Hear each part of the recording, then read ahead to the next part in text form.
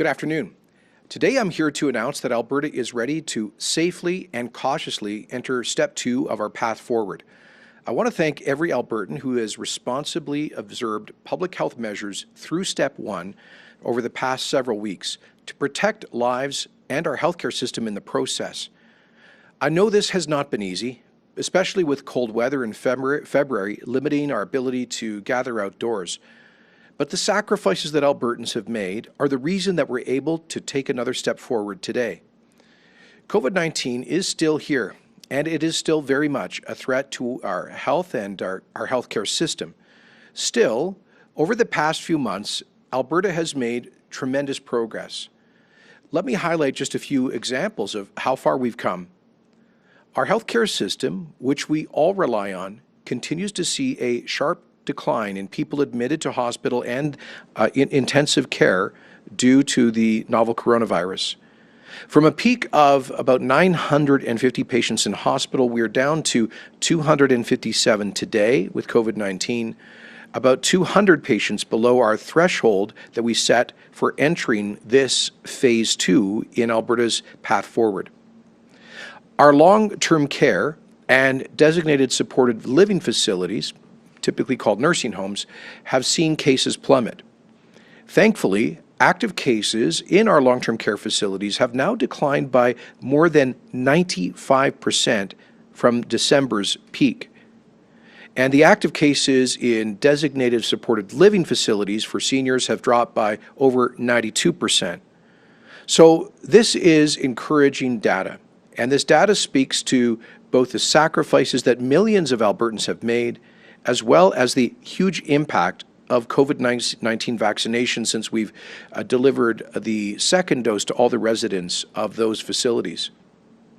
When we started Step 1 of the path forward on the 8th of February, there were 432 COVID patients in hospital and 76 in intensive care. Today, we have 257 people in hospital, as I mentioned, 48 of whom are in intensive care units. All of which means that we're not out of the woods, but we can continue taking small steps forward as we go into Step 2. Effective today, targeted health measures will be eased for indoor fitness activities and for libraries. As a cautionary measure, possible changes to current restrictions for retail, hotels, banquets, community halls, and conference centers have been delayed, given that we have seen a small recent increase in the testing positivity rate and the number of active cases. Minister Shandro will provide more details on what specifically we will ease for these sectors in a couple of minutes. Alberta is taking a careful approach, as we said that we would when announcing the path forward back in January. While our hospitalizations are dropping, we have seen cases at the same time level off, so the number of active cases has leveled off recently, and the testing positivity rate has risen a bit. We also have observed a small increase in the daily number of new variant cases, and that is worrisome too. That's why we have to proceed cautiously while still moving forward.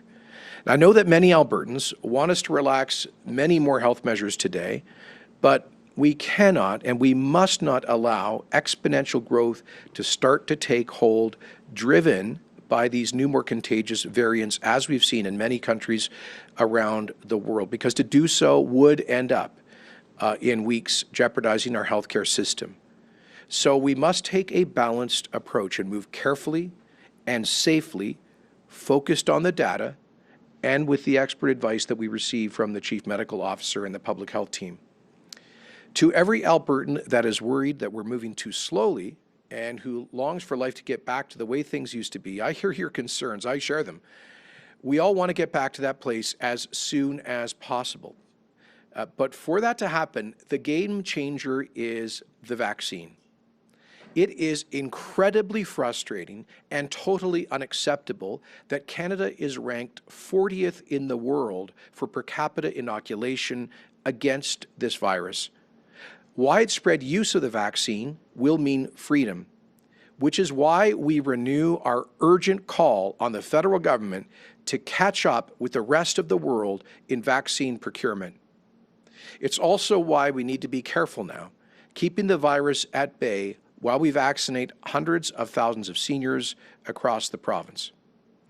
On this, I have to stress the huge importance of avoiding indoor social gatherings. Now that our contact tracing system is on top of new cases with very strong investigations, especially related to the variant cases, we can see good data. About a third of the cases, we don't know their source of transmission, but for over 30%, we know that they're happening at home, just like in the fall. And so we need to be very careful about at-home transmission. I want to remind Albertans that if you need to self-isolate, if you've got a symptom, if you're feeling sick, you've tested positive, and you can't do it safely at home, we are offering free, voluntary hotel stays with isolation payments to support your finances. To every Albertan that is worried that we're moving too fast, I hear you as well. Please know that we're watching the spread of this virus very closely. By moving to step 2, we are protecting both lives and livelihoods and taking a safe step forward for Alberta. I believe in our province, and I trust that Albertans will continue to do the right thing. Thank you, and now I'll ask Minister Shandro to provide more details about these steps. Thanks, Premier, and good afternoon, everyone. Today's announcement that we're moving into step 2 is another safe, another smart step forward for our province. Now, it was a little over a month ago that we announced our path forward, and we laid out a clear plan with a clear threshold for each step forward. And now the time to move to step 2 is here. But as Premier said, we're going ahead cautiously, well aware that the pandemic is not yet over. We're confident that these small changes, first, make sense, but also that they are safe. We're allowing room for folks to do more things that are important to them, while keeping strong measures in place to stop the spread of COVID in our communities. And we're making 2 changes. First, we're allowing libraries to open, subject to a limit of 15% of fire code capacity, not including staff.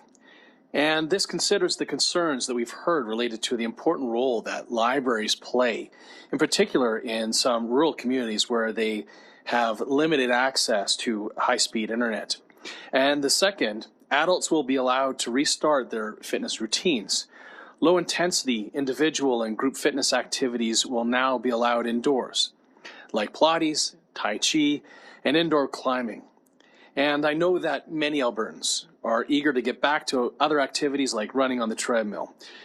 High-intensity activities like that are still only allowed on a one-on-one basis with a trainer or for a household and one trainer. Wearing masks will still be mandatory during low-intensity fitness activity and for coaches or trainers during high-intensity activity, and all participants will need to stay 3 meters apart. Drop-in fitness remains not allowed.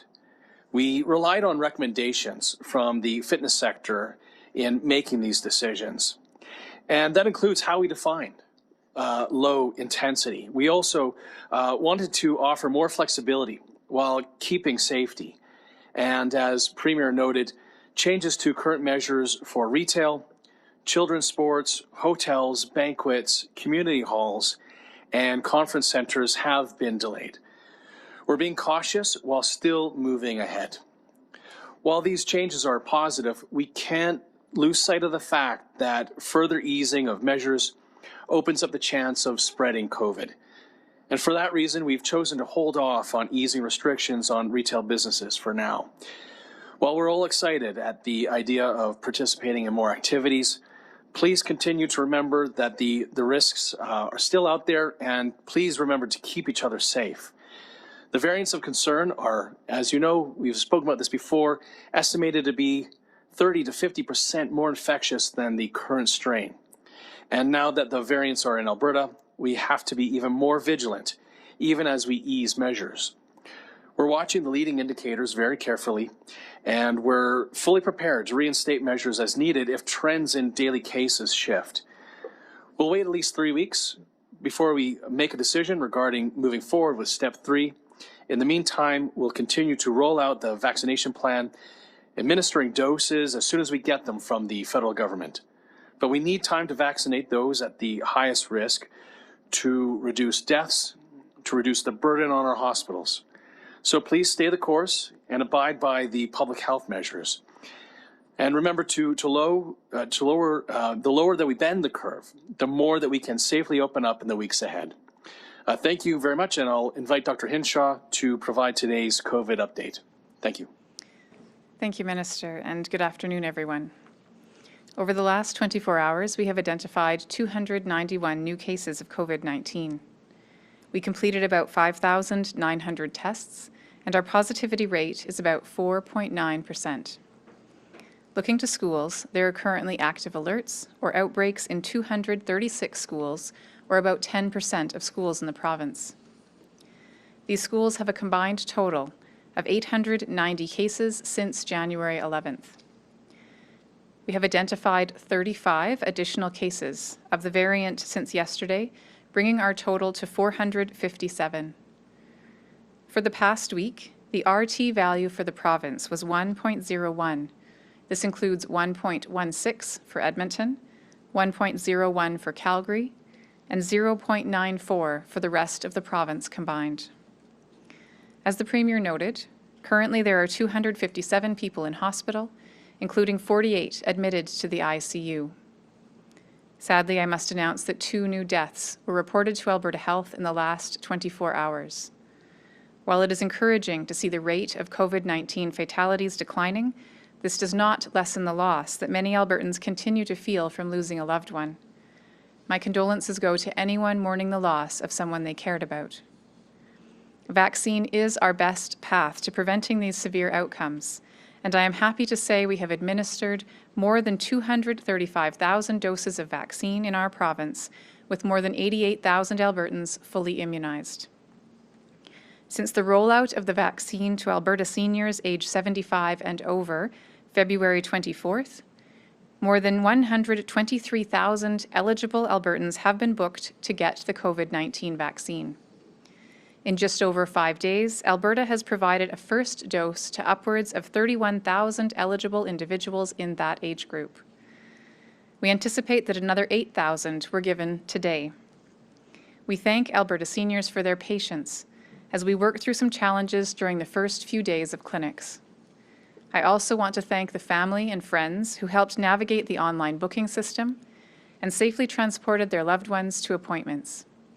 It's wonderful to see so many people coming together to help protect our seniors.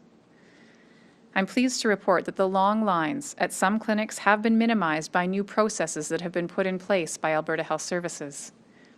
We appreciate people arriving only 5 minutes before their appointment and waiting in their cars until just before their appointment time. I understand everyone's desire to be on time. For many people, getting their first dose is an exciting day, but this is why we have an appointment system. Please know that if you have an appointment, vaccine is reserved for you and you will get your immunization. While we roll out the vaccine, we need to continue to ensure the health and well-being of one another. I ask all of you who have immunization appointments in the coming days to continue to follow physical distancing guidelines. Also, if you are comfortable going into your appointment alone, please do not bring a support person or family member with you, as there are staff who can help assist you, and this can prevent overcrowding. We also encourage everyone to wear clothing that will easily allow access to your upper arm for receiving the immunization, like a short-sleeved shirt. For those who are eligible for the vaccine but haven't yet booked, appointments are still available throughout the province. There are 3 options to book your appointment for receiving the vaccine. These are using the AHS online booking tool, calling HealthLink at 811, or contacting currently participating pharmacies in Edmonton, Calgary, or Red Deer. A list of participating pharmacies is available through the Blue Cross website at ab.bluecross.ca. I also want to thank every Albertan who continues to make sacrifices and work to limit the spread of the virus in our province. By making choices to reduce in-person interactions, you continue to make a world of difference. You are helping limit the spread of COVID-19 limit pressure on our healthcare system, and ultimately these choices have put us in the position we are in today. We have climbed down from the peak in December thanks to the ongoing hard work, vigilance, and sacrifice of many. I know the prospect of slightly fewer restrictions may signal to some that we've turned a corner and can now let our guard down in other areas as well, but this could not be further from the truth. We need to be more careful than ever to not create opportunities for the virus and its variants to spread. The progress that we have made is not guaranteed to last.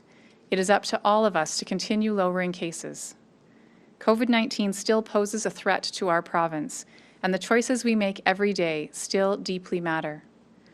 As with the previous step, we will continue to monitor hospitalizations to ensure they're continuing to trend downward, and we'll also keep a close eye on our leading indicators of growth rate, new case numbers, and positivity rate to watch for any concerning shifts that may require us to pause or reverse our current approach.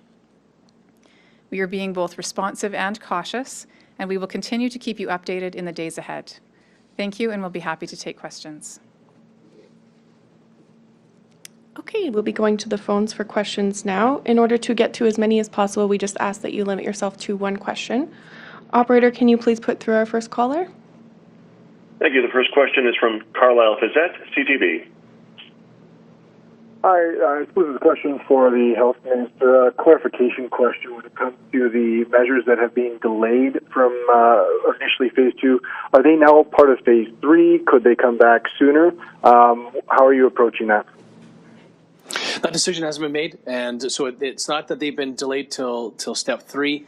It's still going to be up to the Cabinet COVID Committee, and so it could come before step 3. Those will be decisions that we make as we continue to evaluate the evidence with Dr. Hinshaw in her office. I would just add to that if the numbers start going clearly back in the right direction with diminishing new cases, and if we can clearly establish that the variants of concern are under control, that the inferred rate of transmission and those other key metrics, if they start going down in the right direction, I think we can absolutely look forward to taking additional steps within the Phase 2. But given the recent plateauing of total active cases, the recent slight increase in the testing positivity rate, of the RT rate, we thought it was best to proceed at this point with caution. Operator, can you please put through our next caller? James Keller, Globe and Mail. Hi, this is a message or a question for the Premier and Dr. Hinshaw. What is happening in the Northern Health region? I mean, new cases have almost doubled in the past 3 weeks. What are the theory as to what's going on? How concerned are you? And is there any talk of restrictions for that particular area that would try to bring infections under control? Very good question, James. Actually, we spent a fair bit of time discussing exactly that at our COVID Cabinet Committee meeting today. We see some parts of the province, the eastern side of rural Alberta from Lloydminster down to the U.S. border, doing very well. For example, at fewer than 50 cases per 100,000, but in the northeast quadrant of the province, which is one half of the North Health Zone, we certainly see very significant increases. One local geographic area with 1,600 cases per 100,000. I think of our top 12 local geographic areas for active cases, if I'm not mistaken, 9 or 10 of those are in the northwest quadrant of the province. So I have asked for more information about what might be causing that. But one thing we do know is that, unfortunately, there have been a number of outbreaks on some First Nation reserves in that area. Let me say we commend our First Nations communities and leadership for having been so careful about COVID from the beginning. We have heard some reports of social activity that may have caused a transmission. So we are renewing our call to First Nations leadership and communities to work with our public health authorities to make sure that people are doing everything they can to comply with the measures. We also saw some outbreaks in care homes in the Grand Prairie area. I believe one was a community care home for people with intellectual disabilities. And Tyler, I think you might have, or Dr. Hinshaw may have the details on the other two there. So there have been a number of outbreaks.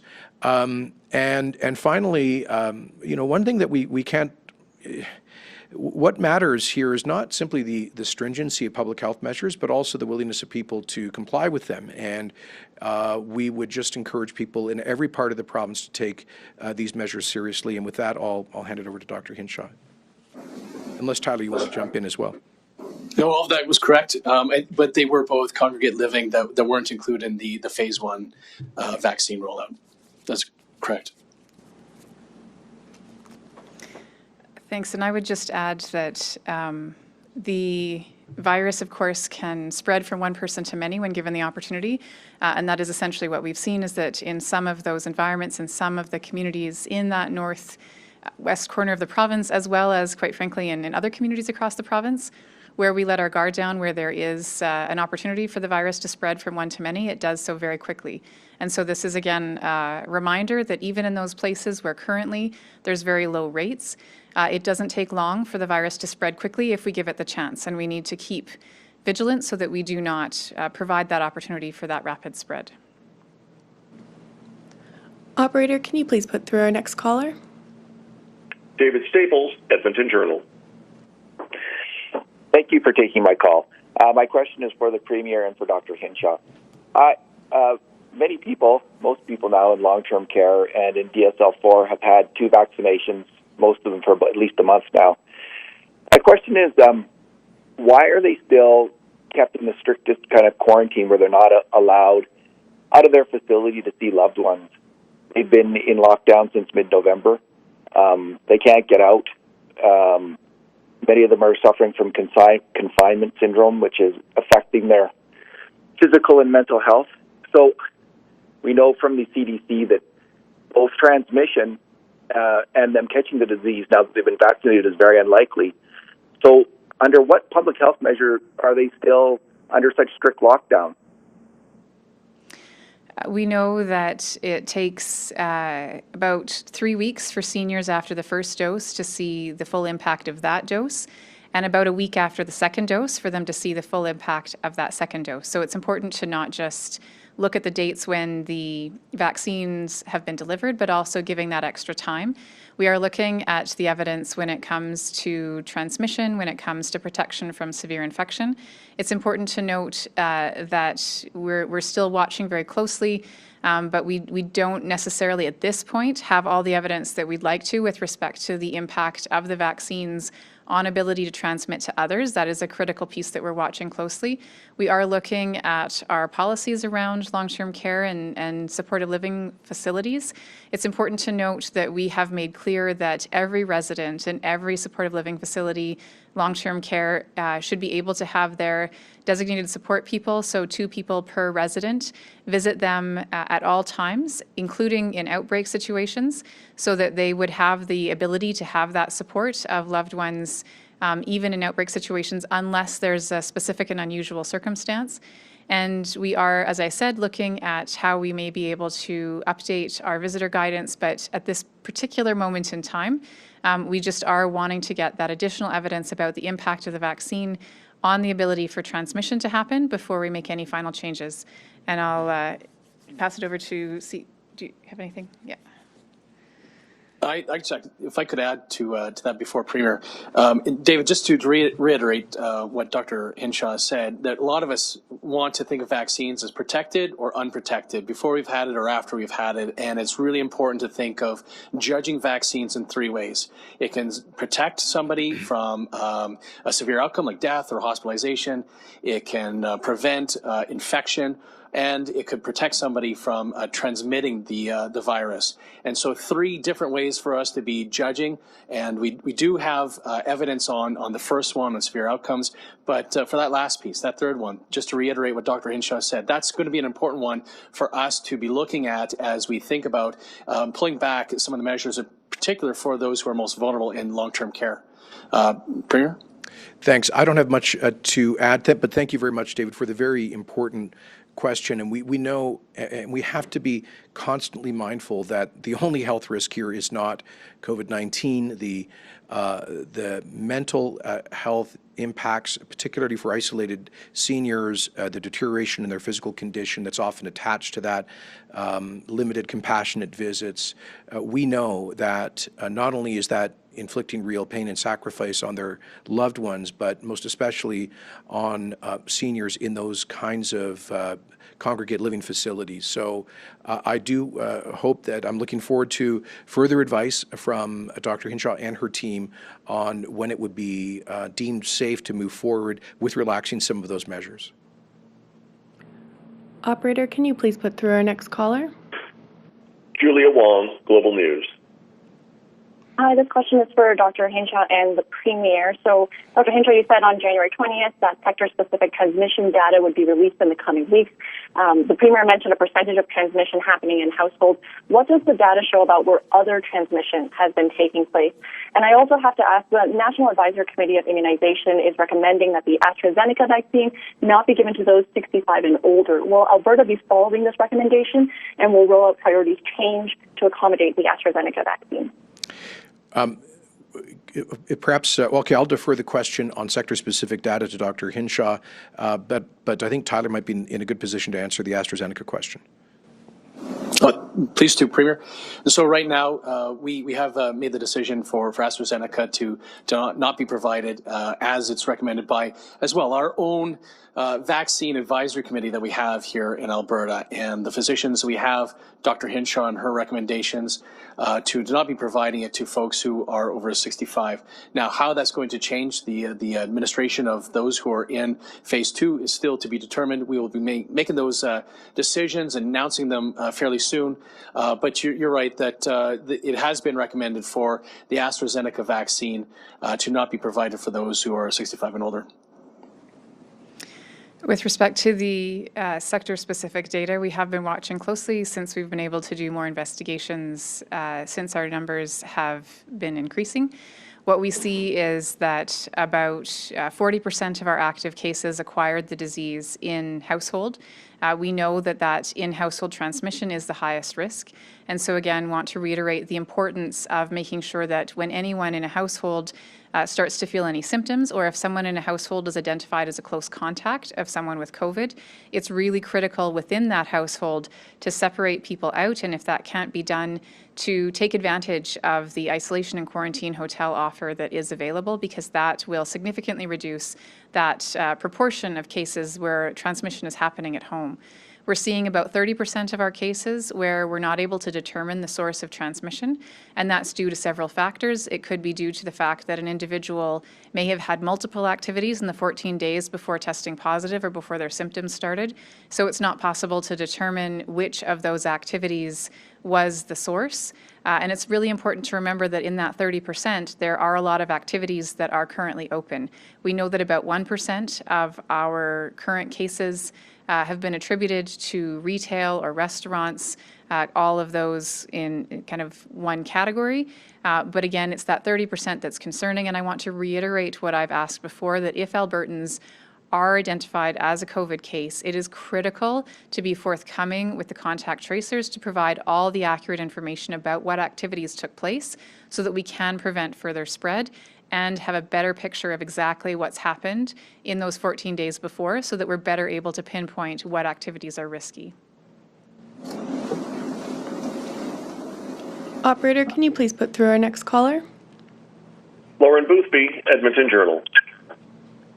Hello. I had a similar question to Julia Wong. You sort of answered it, but I was wondering if you could give some more information about why you think that these other activities that are being delayed today, why you're not reopening them based on the science of what you have about how COVID is transmitted, and will you also release sector-specific data about how COVID is transmitted from what you do know from this past year and from last year?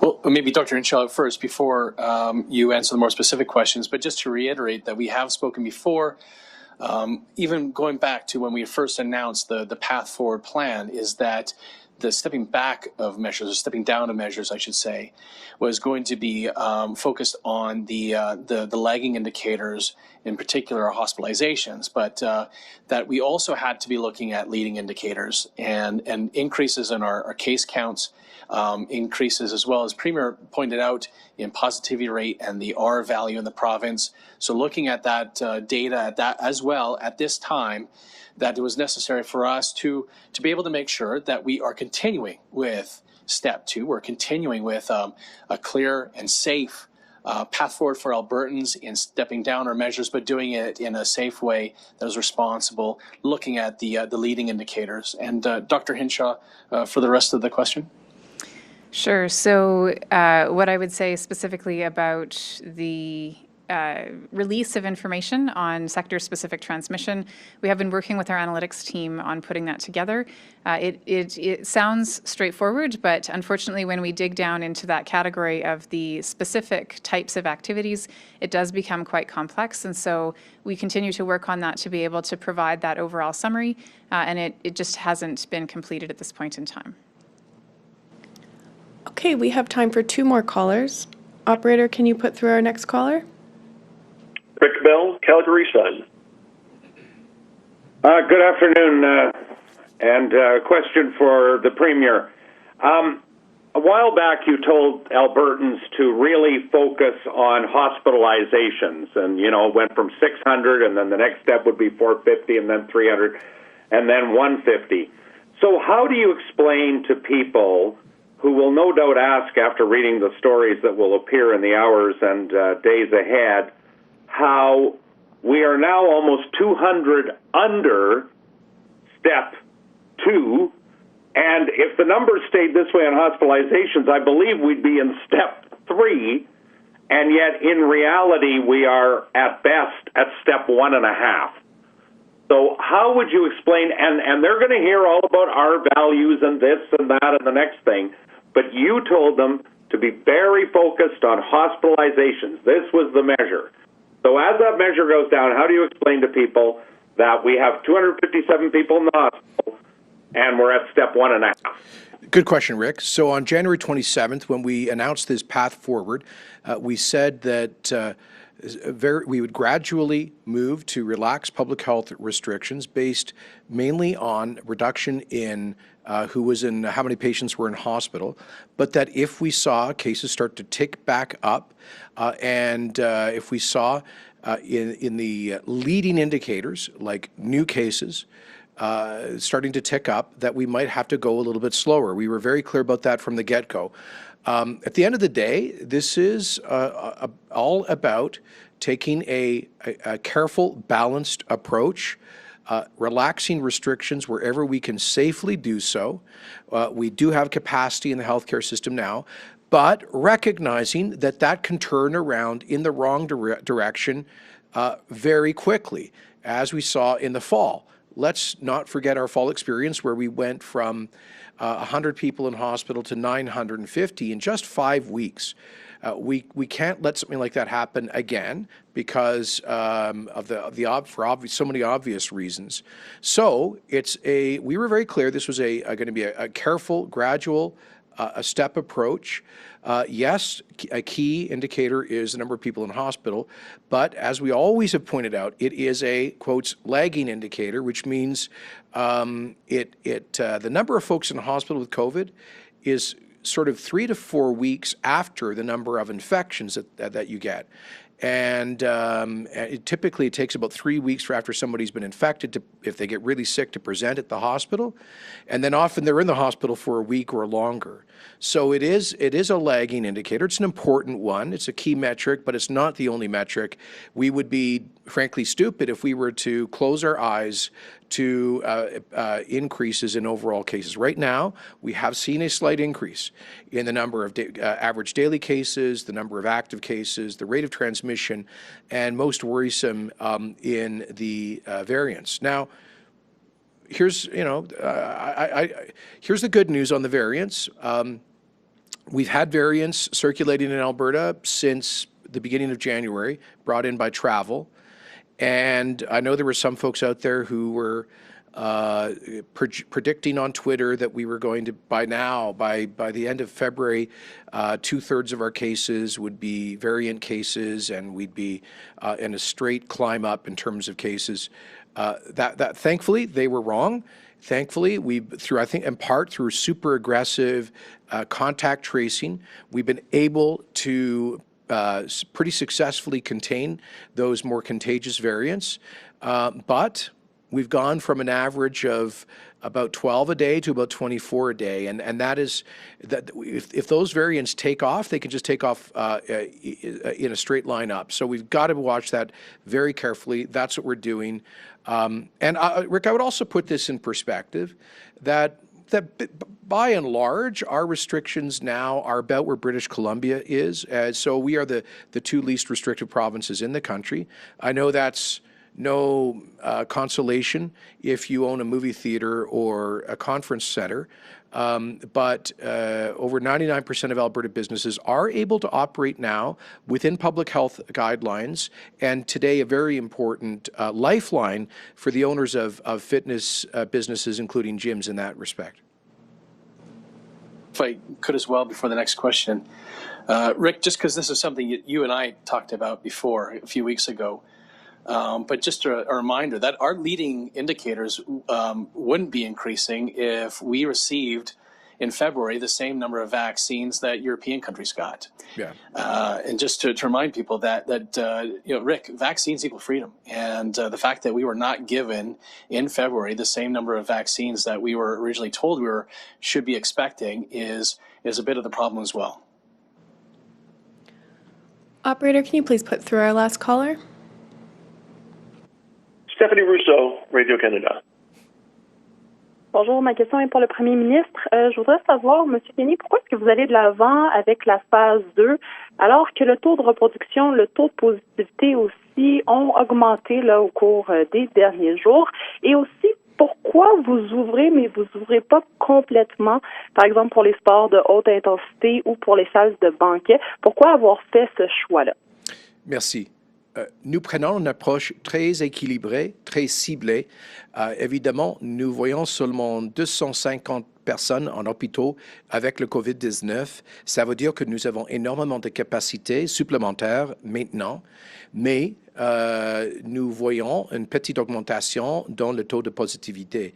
Alors, c'est la raison pour laquelle nous continuons avec notre approche étape par étape, d'une façon très prudente, avec seulement 2 mesures que nous prenons aujourd'hui.